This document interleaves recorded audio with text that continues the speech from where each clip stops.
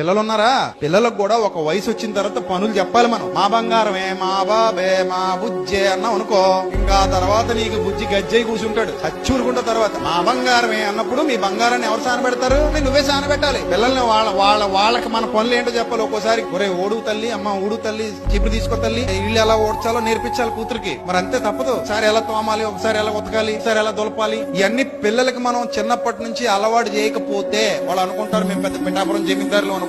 వాళ్ళ కాళ్ళ మీద వాళ్ళు నిలబడలేరు. రేపు పొద్దున కష్టం వస్తే తట్టుకోలేరు, బాధ వస్తే తట్టుకోలేరు, భయం వస్తే తట్టుకోలేరు, ఏ వచ్చినా తట్టుకోలేరు. ఎందుకు పనికిరాని వాళ్ళు అయిపోతారు. గాజు బొమ్మల్లాగా పడినా పగిలిపోతారు, గట్టిగా పట్టుకున్నా పగిలిపోతారు. అలా పగిలిపోయే బొమ్మలు కాదు మనకు కావాల్సింది. ఇనప ముక్కల్లాగా ఉండాలి, స్ట్రాంగ్ గా తయారవ్వాలి. తల్లిదండ్రులు పిల్లలకి శిక్షణ ఇవ్వాలి అన్ని పనుల్లో. తండ్రి తన పనుల్లో శిక్షణ ఇవ్వాలి. ఎండాకాలం సెలవులు వస్తున్నాయంటే ఇదిగో ఈ టైం కి పని చేసేసి ఆ తర్వాత నువ్వు ఆడుకోవడానికి పోతే పో. మన పిల్లలు మన బాధ్యతల్లో ఏం కావాలి? పాలి భాగస్తులు కావాలి. ఇంటికి డబ్బులు తెచ్చి ఇచ్చేసి వాడేసుకోండి అనడం కాదు. ఆ డబ్బు ఎలా వస్తుందో కూడా పిల్లలకి చెప్పాలి. అది ఎలా ఖర్చు పెట్టాలో నేర్పించాలి. అది ఎంత కష్టపడితే వస్తుందో చెప్పాలి. మన కుటుంబం ఎలా నడుస్తుందో చెప్పాలి. వాళ్ళ విషయంలో ఎందుకంత తాపత్రయపడుతున్నాం,